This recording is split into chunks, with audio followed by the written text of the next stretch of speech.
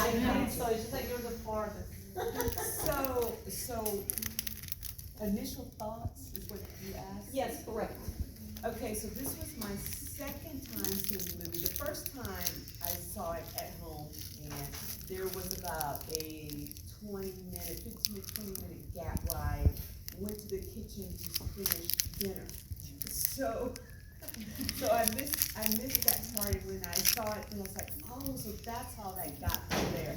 Initially, when I looked at the movie, I thought about my first couple of Barbies back in the early '70s, mid '70s, and how they talked about the first Black Barbie. I think was in 1979 or so. The first one, yes. Black Barbie. The Black Barbie, yes, Black yes, Barbie. yes. So I had lots of white Barbies and not any black Barbies, because by the time 1979 rolled around, I kind of had to get away from Barbie. But I had a doll, and I treasured that doll. And my mom always looked around for black dolls, and I still have in my book chest, the one doll I have is, her name is Tiffany Taylor. I know this is way before, you guys don't know Tiffany. I still have her. She was the most beautiful black doll I would see. I don't know if you guys remember, because I don't know what the average age is, when the Sears catalog, Christmas catalog came out. And this is way before online, and you could collect like that. We would dog-eared papers and circle all the Barbies and the outfits, and just hope that we got one or two of the things that we circled in the Sears catalog. Now, I know I'm going on, but I thought about this movie and how the first Barbie I had, fast forward to, I have twin daughters who are now 22, 23. I remember buying them Barbies, and pins, and as they got older and I would clean their room and start taking, giving things away to Goodwill, all of the cans that they had, what's the few of them had no heads? I do not know what that means. So, but I had a garage sale, we had about 300 Barbies, because when they had birthdays, each girl, got 2 Barbies. So we had a bunch of Barbies. And I think about what that meant to them and how they are now. And I would love to have this conversation with them, because they saw the movie before I did. I saw it at home. The conversations about the messages from this movie, the messages that they received when they were playing with Barbie, and how was it different for them versus me. It was very difficult, even though Barbie could be anything. That I was growing up as a black child, Barbie, I could not be anything as Barbie, because that's what I was not receiving that. But first of all, it's hard to find a black Barbie, someone that looked like me. So fast forward to my kids, they can embrace that dynamic of, yeah, I could be anything, okay. But was it because of Barbie, or because seeing mom, her dad being an engineer, things of that nature? So I need to have that conversation. Thank you, Lisa.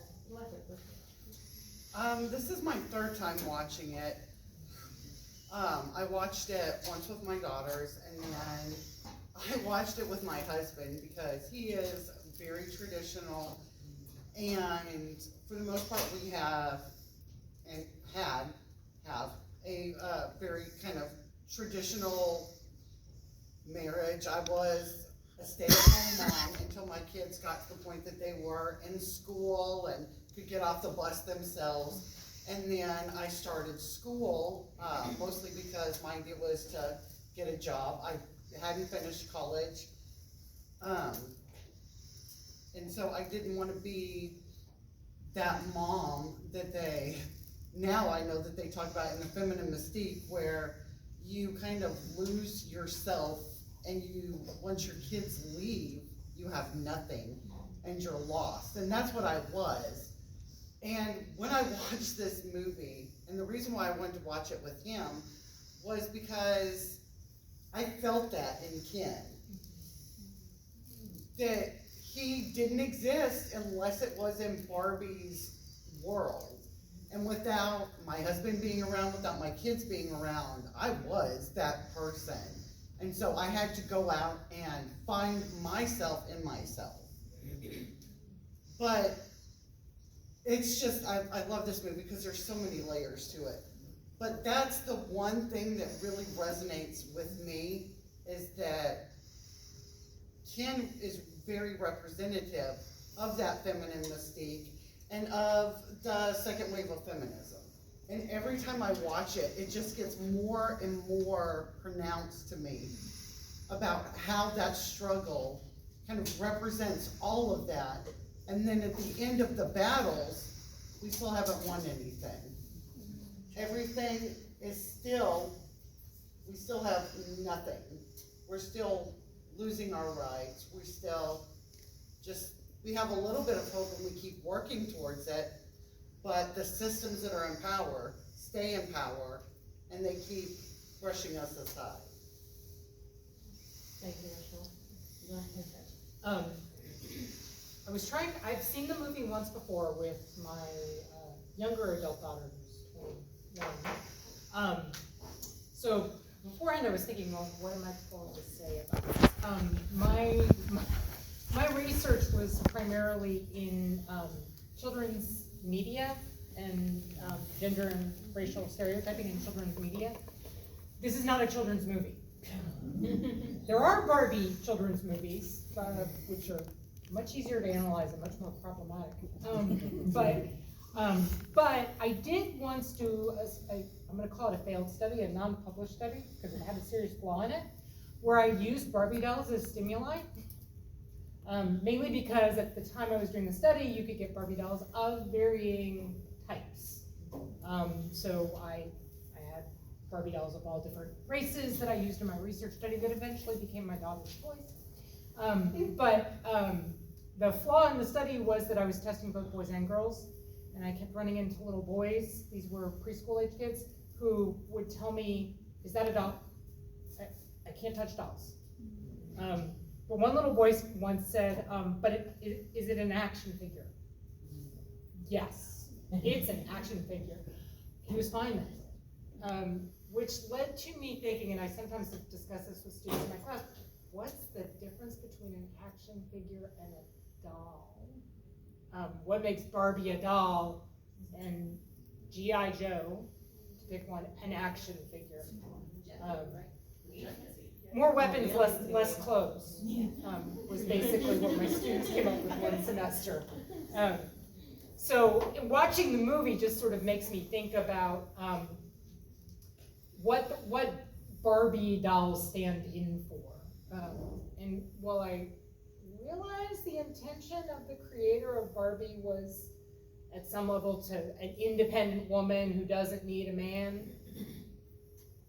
very often when adults create things for kids, they don't necessarily think about how kids then end up perceiving it. So I'm guessing most girls playing with Barbie dolls weren't thinking this represents I could be anything. And having watched my daughters play with Barbie, Barbie and Ken kissed when Ken, I'm guessing lots of little girls didn't say, oh, Barbie has no interest in Ken. They were a typical girl exploring sexuality. I'm guessing Barbie and Ken sometimes kissed for some girls. It's not as simple as Ken was superfluous or irrelevant, which is kind of the theme of the movie. Interestingly, today I talked to my 25-year-old daughter and said I was coming to this tonight. She was like, what do you think of the movie? I'm like, I don't know, it was entertaining. And she's like, I don't think it's really a feminist movie. I was like, why? They spend an awful lot of time talking about Ken. And women are dealing with the Kens and the Ken's feelings, which doesn't really feel very feminist. Which made me look at the movie differently tonight than I did the first time I watched it. The first time I was just watching it, oh, it's entertaining. I was like, yeah, there is an awful lot of focus on Ken, which I realize this is a satire. It's not literal, but there's a lot of Ken. Okay, so I have here some cards with topics. What I'm going to say is like, I'm going to read what it says in the card. If someone in the audience like is thinking, oh, that's interesting, you raise your hand and I'm going to give you the card. I'm going to give away 2 cards and then you have time to think. So no pressure to, oh my goodness, I'm going to give you time to think, and then we're going to come back to the audience, right? So, you please pick. Yeah. 1 and 2 and yeah. So can you read? Is this supposed to be 1? Yes. Okay. I got heels, flat feet. Okay. Heels versus flat feet. I got depressive Barbie. Say Barbie. Pink as a color. Okay. So, anyone in the audience would like to raise a hand? I'm going to give away these cards, and actually to motivate the people in the audience who want to discuss what this words is suggesting to you, we are going to give away one of the gifts that we have in here. So right now you just have to raise your hand, take the card, and I'm going to give you time to think. Yes. Which one? Oh, me? Oh, Yes. Heels over. Heels over feet. Okay, thank you. Yes, over there. I'll take the pressure, Barbie. The person. Thank you. And we have one more. Yes. I guess I'll take the pink one. Thank you. So I'm going to give you time while we discuss one more question to the audience. Are you ready? Or do you feel ready? I'm going to give you some minutes. Yeah, I saw your faces freaking out. Don't worry.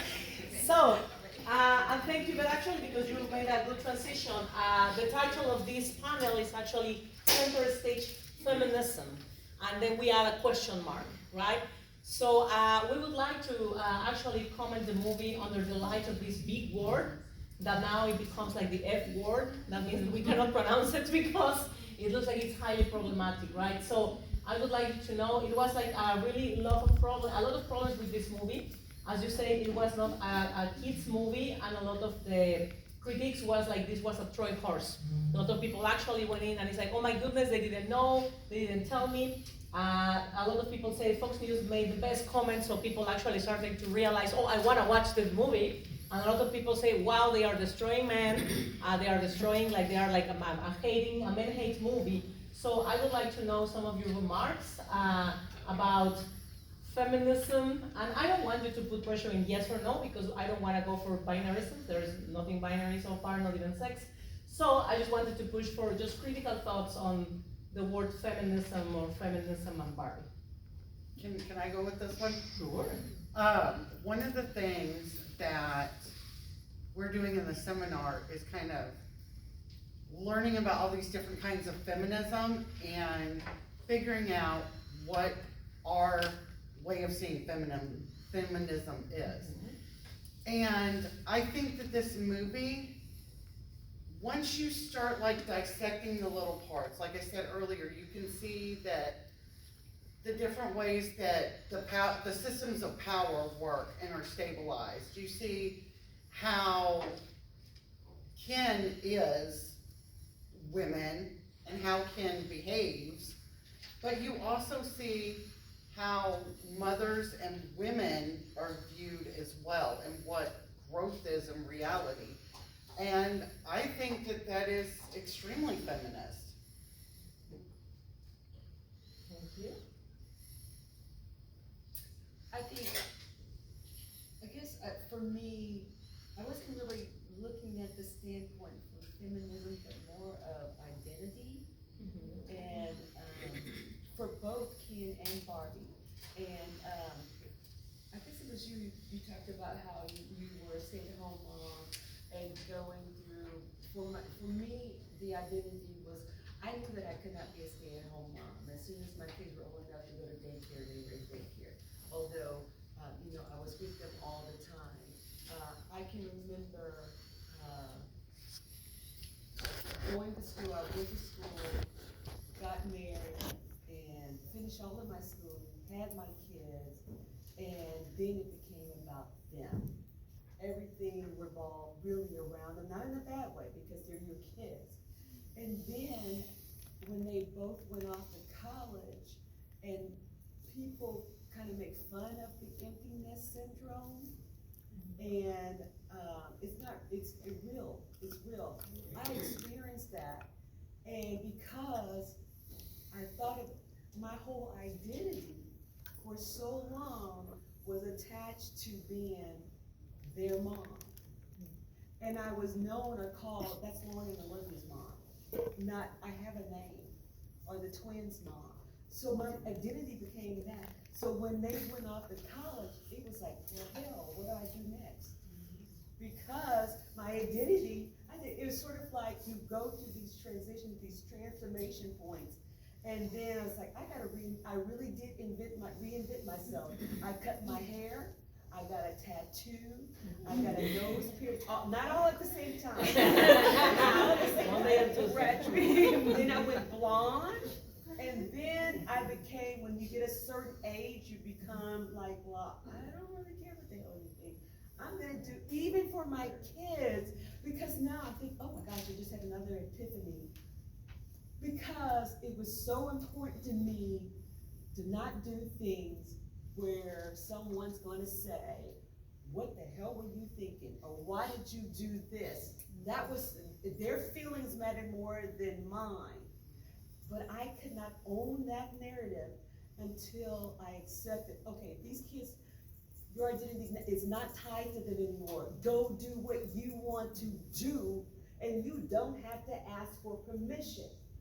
It's sort of like Barbie. What is like Barbie? I don't have to ask to be human. I feel, sometimes we go through life thinking we have to have permission to do everything. And I wanted to bring this up, and this probably doesn't fit anywhere, but even in 2024, one of the things that came to my mind, I recently moved and we had to get our addresses changed. I called this place to have the address change on the credit card. They said, well, we can't do anything. We have to talk to your husband because he is the primary card holder. I said, wait a minute. I said, this is year 2023. And I have to, yes ma'am, I'm sorry, but because your husband is the primary card, we can't make any changes. Is he there? I said, no. I said, do you realize that none of the bills get paid? You don't get paid unless I write that check or click that button. We can't do anything because it's in your husband's name. I said, this is, I was so livid. That happened to me 3 times. I did not know that about those credit cards. If you're married and the husband is the primary card holder, you cannot make any changes. If it makes you feel better, it's also true to reverse that. I have a card that I'm the primary card holder, my husband can't do anything with that card either, so. You just have to know that and make sure you're a primary card holder. I did not notice this the first time that I watched the movie, but I was struck by the statement when they were, in the ether, and Ruth Handler made the comment that mothers stand still so that their daughters.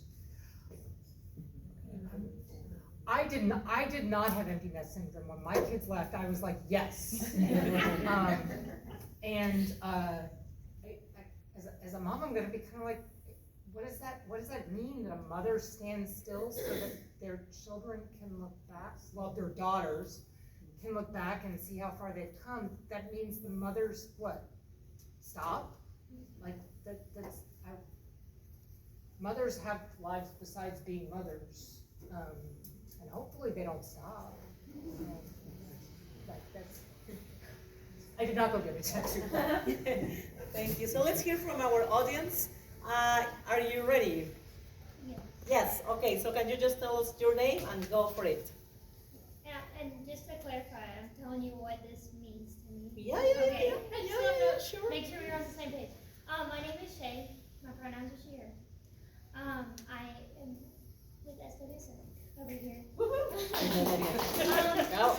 the color pink has actually brought up a lot of things for me.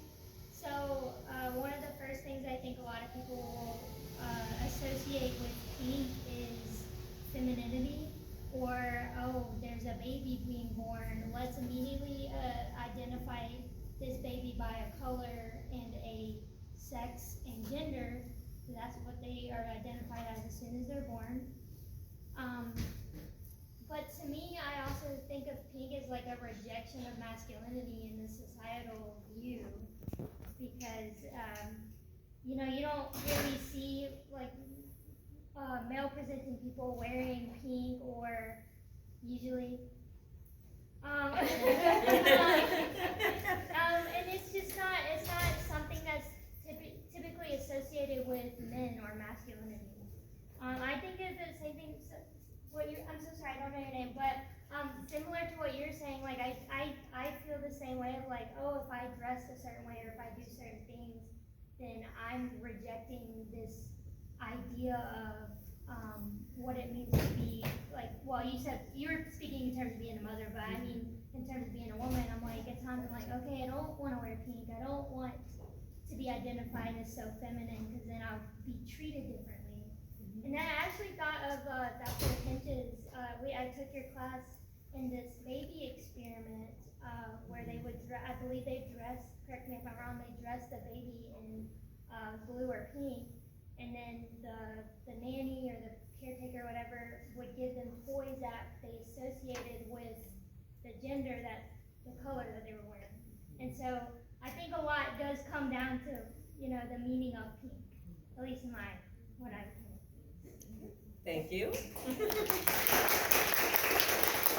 Sorry, can I just Yeah, sure, real yeah, quickly? So what a lot of people don't know is that actually at one point in time, pink and blue were reversed. Yes. I forgot that. Pink was the color for boys and blue was the color for girls before World War I, World War II. Yeah. I got World Wars. I'm blanked on which one. Yes. Yeah. Go ahead. I just want to throw in one thing, is what I've noticed in films is where pink does show up in masculine coded characters is a class difference. So higher class, wealthy Yeah. individual men wear pink shorts, Yes. pink clothes. Mhm. So there's something else there too, where maybe you don't have to feel threatened about your masculinity if you have enough money. It just seemed to be the style difference there as classes. Thank you. Yes, at the back on pink. I find it interesting because I didn't like pink as a girl, and as a woman, I really still don't like pink. My favorite color was blue, and my sister loved pink, and she was always the girly girl of our family and whatnot. I did not like Barbie. I had the Barbie Jeep, in which I had Ken, which I had the flat feet. So when we're talking about flat feet, the flat feet were always about the action figures. They had the flat feet. Yeah.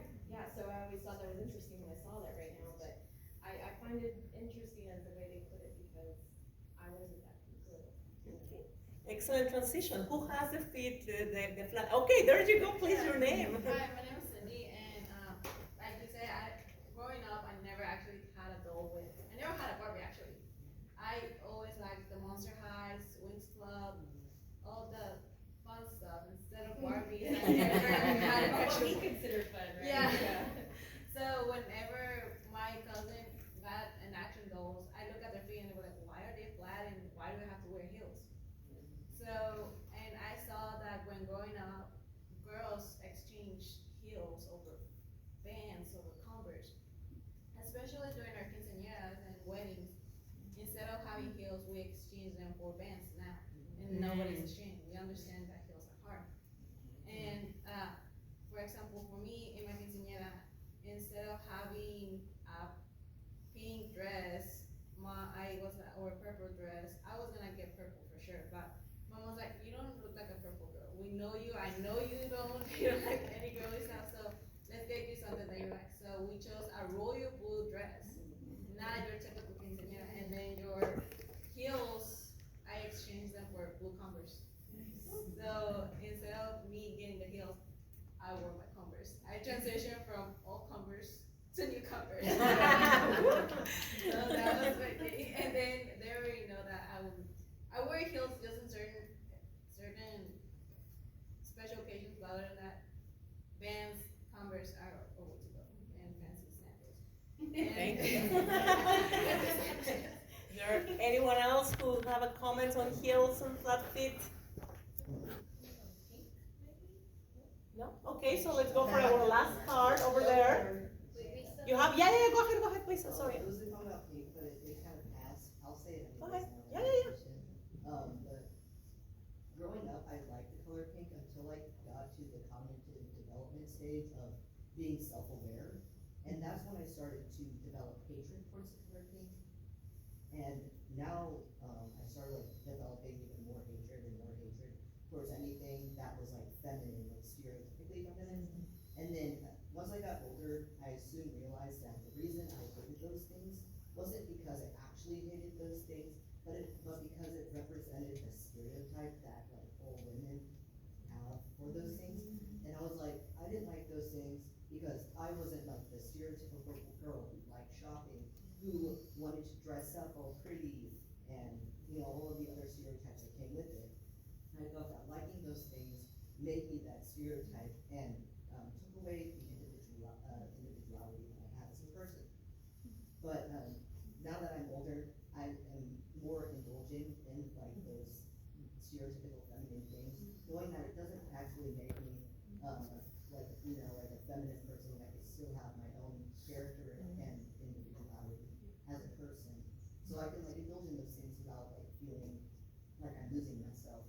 But then I also came to realize that I didn't like those things not because it like I didn't like those things as like because I didn't like want to be seen as a woman as well, because I soon realized that I was actually a non-binary person.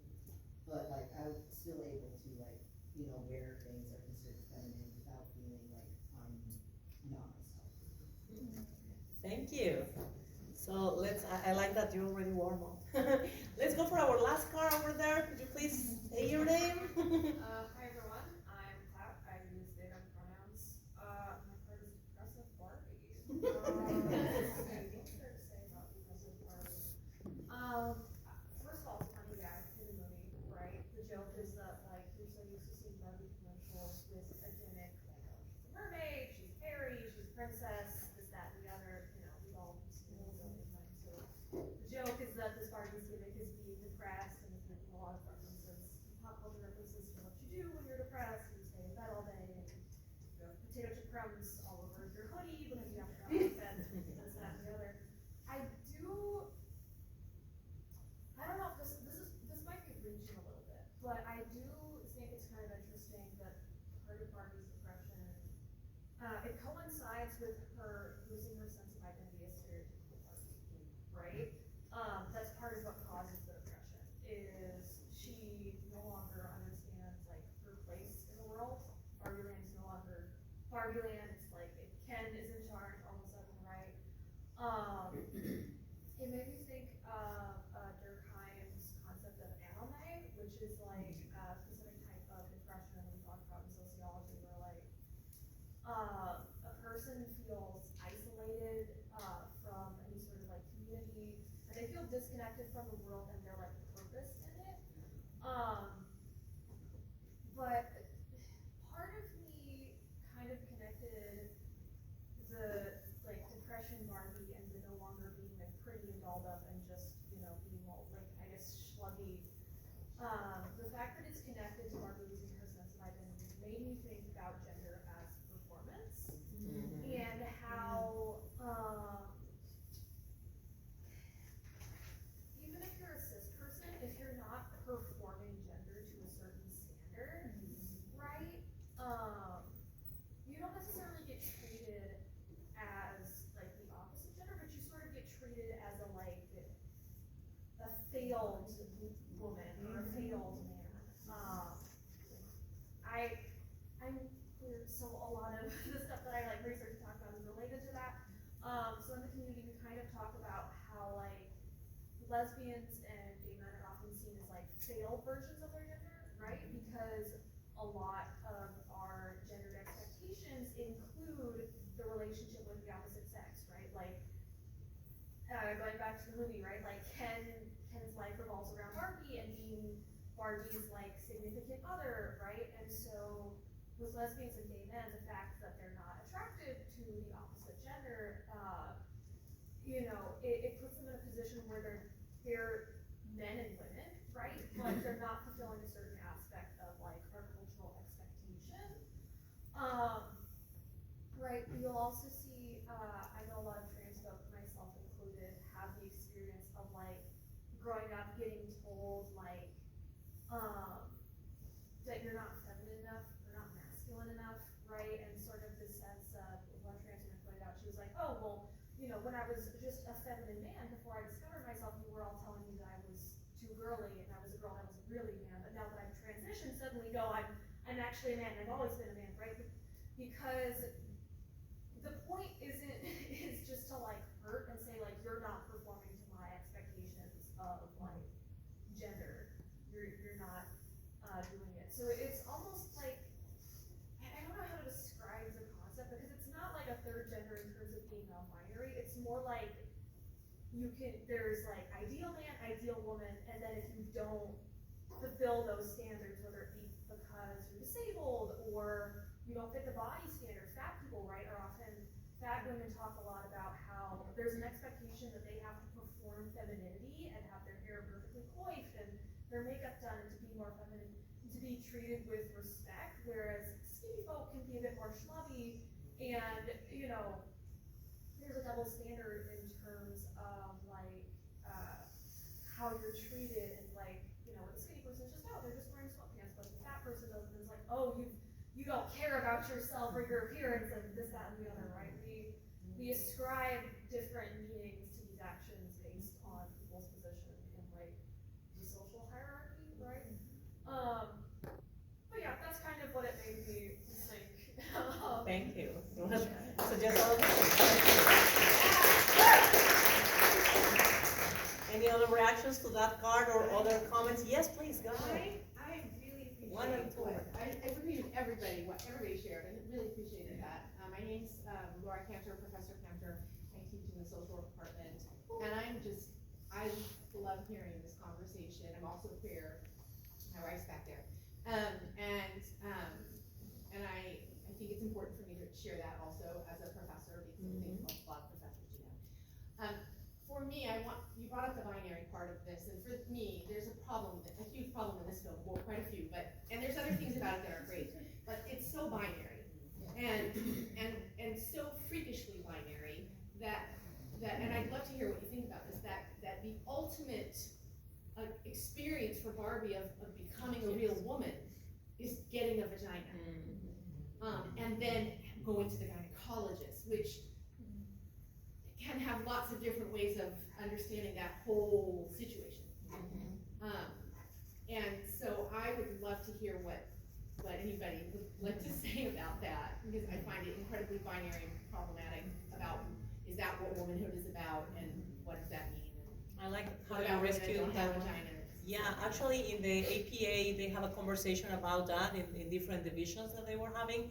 And to be honest, I found it like quite transphobic, because we were going back to the essentialism of what is to be a woman and what is your priorities in life, right? After being an astronaut, your first interest is that one, right? So anyone from the audience, I'm going to take one more comment and the last participation over there. So we start the closing remarks. Anyone about this last, oh, you're on the same line, go ahead, please, Dr. Subramania, go ahead. I just wanted to share that from a sort of, it's just such beautiful conversation and such rich comments as I've listened to you. But I was also thinking as a humanities person and a faculty in humanities that to think about, just to give some props to the movie, because I know the movie has been completely deconstructed and slammed by feminists from all ends, which I love. Yes, I love being the feminist killjoy. I also want to say I watched it with my daughter, and both of us unexpectedly, she's almost 18 and totally cynic, but we both wept a little bit here and there. So part of it, I think also from non-clinical terms of depression, the depressive Barbie, there is kind of a celebration, like a signaling that your sadness and your melancholy about the shitty world is okay. That is actually what makes you human, to be okay with that and not to be in this plastically vapid, super happy world. And it is when her feet get flat, is when she can travel through the portals and break through the worlds. And I feel like that was a really important signal to me as a feminist, that that's how you break through, put your feet on the ground and you can fly off into the future. So it was something that's very, I know,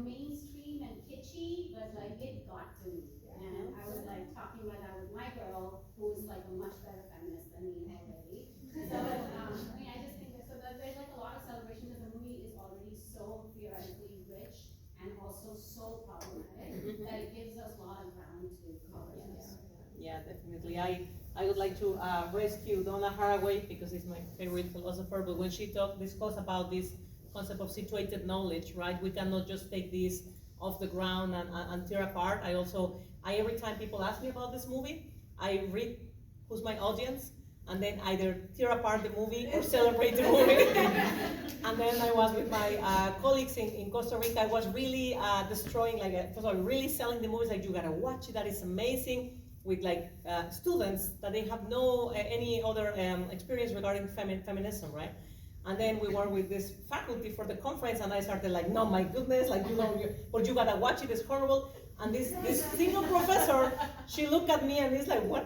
And I said, but this is about, right? Like, what the movie is giving us is also these opportunities, right? And I wanted to rescue arts in that sense, right? Like movies, photography, like literature, poetry.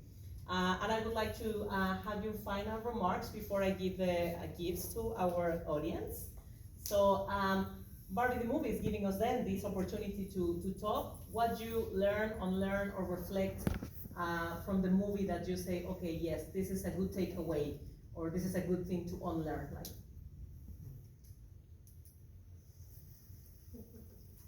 he's like, I went first already. Okay.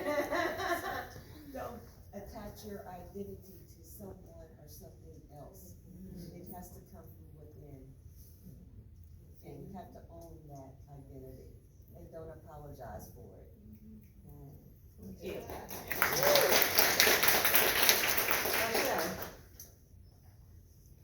I just feel my takeaway from this discussion and from the movie is that it's okay to not like this movie.